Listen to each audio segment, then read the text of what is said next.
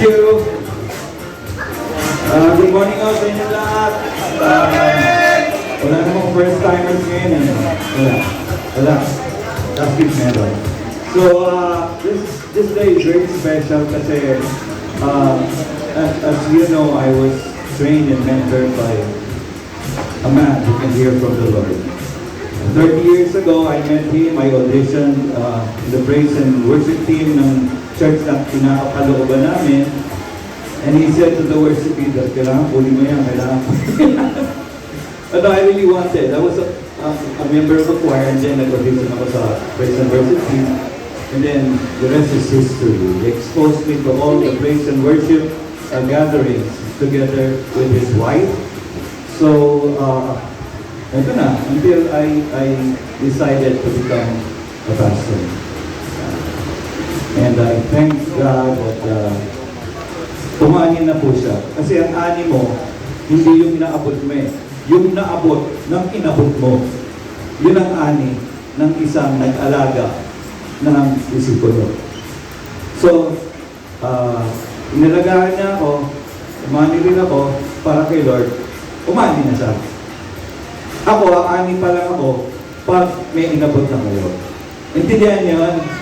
So on and so forth. And thank you, Pastor Banda. Before you left us with these 5 values: connectivity, grace, passion, worship, and creativity that we're still living up to this day.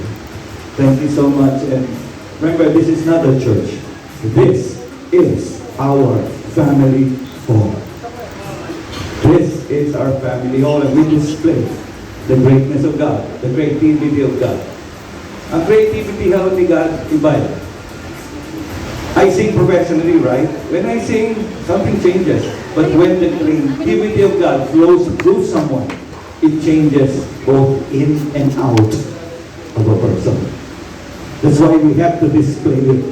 We have to display it. Because we won't have this opportunity, we won't have this kind of creativity if not for God. And the best way to glorify God is to open up the gift that He has given to us. So that's how Pastor Mark trained me. Sabi niya, Leo, unique ka. Hindi mo kailangan manggaya. Just seek the Lord.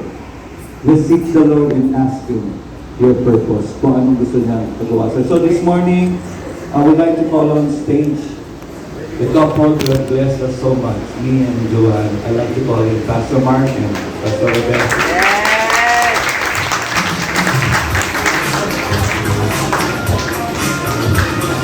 And of course, I like to call my wife.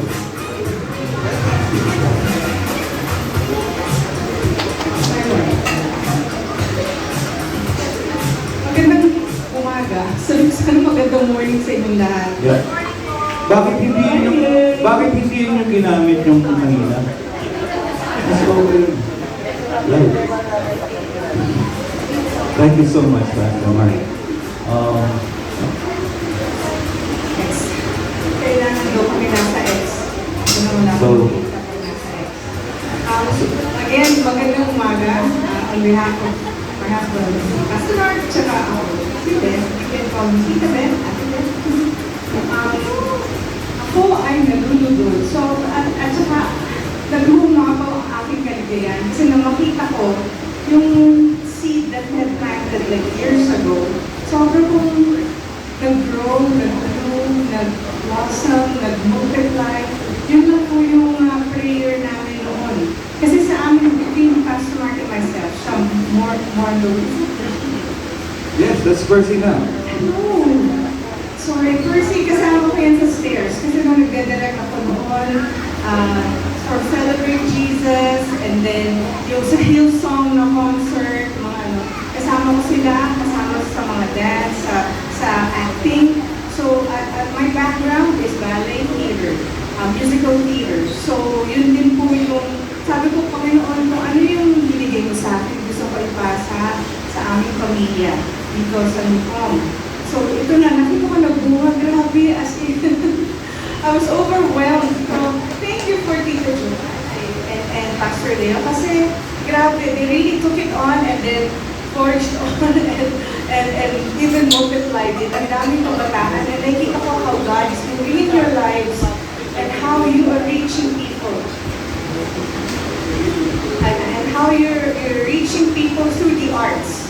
Sa akin kasi, ewan ko kung alam niyo yung testimony ni Tita Joanne na, ano ba yun? Okay. Kaya ko yung kwento. Sige, yung kwento ko. Si Tita Joanne, actually, may disco dance, mahilig siya mag-disco before. And, she's really into the dance scene and all that stuff. Pero, ang talagang nakapagbukas sa kanyang puso at isipan tungkol sa Panginoon is in a song, Could You Be Messiah? Hindi. Lead Me.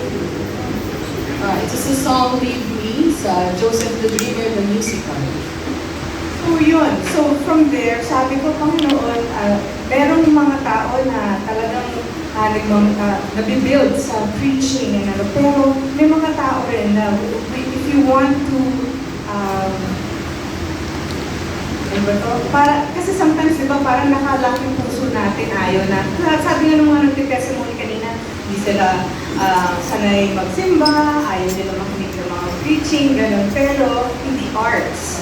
In creative arts, performing, and visual arts, maraming nagagawa ang Panginoon na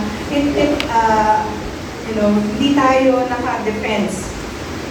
Bukas ang kamay natin. Meron dito yata na mga through yung anak ng testimony, di ba? Kaya kayo napapunta sa Panginoon. So, ganun. And so, yun yung sa akin, yun naman yung side ko na sa creative, sa production, sa yun po yung side ko. And be blessed, thank the Lord. Kasi tignan niyo naman yung mga dinadala ng Panginoon, professional singer, professional din na sa visual artist ko si Tita Joanne. Now sa professional dancer. And professional boxer din kami yun. With professional boxer. So maraming talents na dinadala ng Panginoon dito. At dahil kami po yung ay kinalaga ng Panginoon na magtanim dito sa Nucomm, lahat po nung nasa amin na DNA, pinapasa po namin sa inyo, sa anak ninyo. At yung baby na cute kanina na tawa ng tawa, kasama yan. Nakita ko kanina yung, sino yung kumanta na Maria. Saan si Maria? Maria, see? Sabi ko na agad, Naria, potential worship leader. So, She leads worship sometimes. So I see that, na ang Panginoon talaga, rich, very rich. Mayaman, ang Nucomm sa ganyan. And hindi kayo ang pumili kung pumunta dito. Ang Panginoon ang pumili sa inyo na makarating dito para tumanggap nitong mga kayamanan na ito na ipapamahagi natin sa mundo. Sabi ko nga, kung may pera lang ako, dadaling ko lahat ng mga nag-perform dito para mag-perform sa Canada. Kung pwede lang. Ipipray ko na yun. Kasi sa mga project, ipipray natin. Galing mo muna yung mga taga-Canada dito. Oo. Si Pastor Mark magkukwento. Ang dami ko ng kinwento. So, yung dadal ko. Tapos pinigyan niyo ako ng mic eh. Okay, it's been years that you weren't here. Not only once a year, I think it's been 6 years that you haven't here. 5 years? Pandemic. Oh, Ayun. oh yeah. So, I'm excited kasi naging magkakaibigan kami, talagang matatalik na kaibigan kami. And yan yung pangarap ni Pastor Mark na we can minister na kasama yung mga kaibigan namin.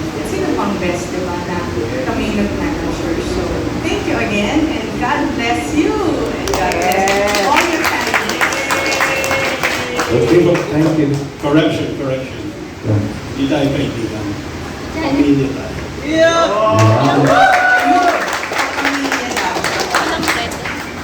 Absolutely. So thank you so much for that word. Let's all stand in prayer as we close now and have communion. Ladies and gentlemen, Pastor Mark. Hallelujah. Is it my turn now? Leo, my turn now? So, big welcome, great hello from Canada. We came all the way there. We're so grateful that we are here because it's very cold in Canada. I have a friend who lives in Saskatchewan. They have like 1 foot, 2 feet of snow and ice in their place, right? And we're here where it's nice and warm, and there are beaches, there's nice water, and the food is so good. My wife, background niya, ballet. and theater. My background is pagkain. Any background ko. I'm an expert and a master sa pagkain, right? Especially eating the food. But I have to be honest with you. I was a little worried. I was a little bit anxious coming here. Not because this is unfamiliar, but it's not. Because we've been part of the Nucomm story from the very beginning. Those 5 values, connectivity, grace, worship, and creativity, that really is part of who we are. And we imparted that from the very, very beginning, wherever we are. Whether we were in a dance hall, we were there once before. Whether we were in a bar, which we were in Bonanza, Old Bar. When we were at Festival Mall. These values have always been who we are. This is who we are. This is our culture. Our culture is not about American culture, Canadian culture, Filipino culture. Our culture is about a kingdom culture that is marked by worship and passion, grace, connectivity, and creativity. And we see that. That's why we're very, very, very, very proud of what the Lord has been doing in Nucomm for the past, how many years has it been now? 20-something years? 26 years? Yeah. But I was telling you that I was anxious and a bit worried because Ate Joanne called me the other day or messaged me and she said, Pastor Mark, okay ba if during your sermon, minsan Leo will come up or he will get a microphone and he will explain what you just said? Because maybe some of our people might not understand. And in my mind, she didn't say this, but in my mind, this is what I felt. I felt like, oh no, it's been such a long time since we lived here sa Pilipinas that I can't communicate with Filipino people anymore. Because I grew up in Canada. And as you can tell, my accent is not Filipino. It sounds more American. But are you American? Kano? Oh, Kano. No, I'm not Kano. I'm Kana. Because I'm not American, I'm Canadian. Right? But my accent is very much American, unfortunately, because I did live in the United States for a while, and that continues. Even when I'm in Canada, I sound like an American. So I'm worried that you won't understand what I have to say, because my message that I have for you comes from my heart, and I want you so much to understand it. I want you so much to believe it. I want you so much to be inspired and to be encouraged and to be built up, that you will leave this place with your head held high because of what the Lord has done for you. Amen? He wants to do. He is doing something very powerful in your life. So I'm going to take a risk. I'm going to take a risk that I'm just going to keep going. And I'm going to pray that supernaturally the Lord will make you understand what I'm saying. Yes. Because I believe that it's the truth. And I believe that the Spirit can speak to your spirit. And,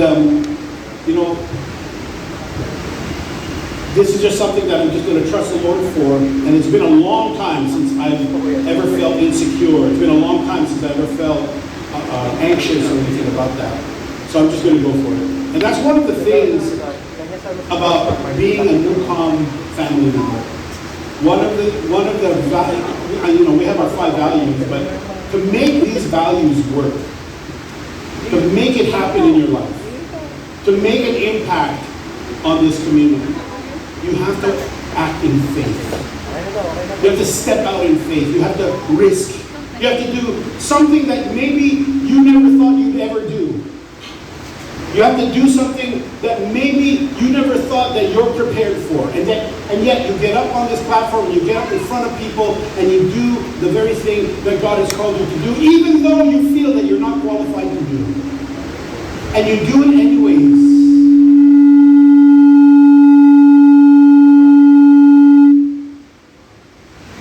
Hello? Is it too far away? Yeah. Okay. And you do it anyways because you love God and you want to make your life meaningful and you want to make an impact on other people. So even though you've never danced before, you're going to come up here and you're going to dance. Even though you've never sung before, you're going to get up here and say, although what Filipino has not sung? We're known around the world to be great singers. If you never acted before, you're still going to get up. Why are you going to participate? Because first it's fun to do. But then you discover that the Lord wants to use you. Even though the seed of talent that you have may be small, the Lord can take whatever is small and multiply it and make it good. And make it impact. I never thought in my life that we would make such an impact. Not only in one generation, but in multiple generations through this ministry, through Nucomm. Truly a new community. And I will tell you this, last quarter of last year, there was a big typhoon here that went through Manila. And it flooded everywhere, but it flooded especially the home of my wife. My wife's parents live near Muñoz, in a place called Parkwood Village, Barangay Samson. And she's lived there all her life. That is their ancestral home here in Quezon City. And when the typhoon went through, it's a 3-story house. Carport, first floor, second floor where the bedrooms are, third floor, little apartment on top. And when the typhoon went through, it flooded. It flooded the street, then it flooded the carport, then it flooded the first floor, and then it flooded the second floor where the bedroom, the master bedroom of her parents stayed. They had to evacuate to the third floor. And the only way to get to the third floor was this very narrow steel stairway that they normally use to bring the laundry. But Mommy and Daddy, they had to go up there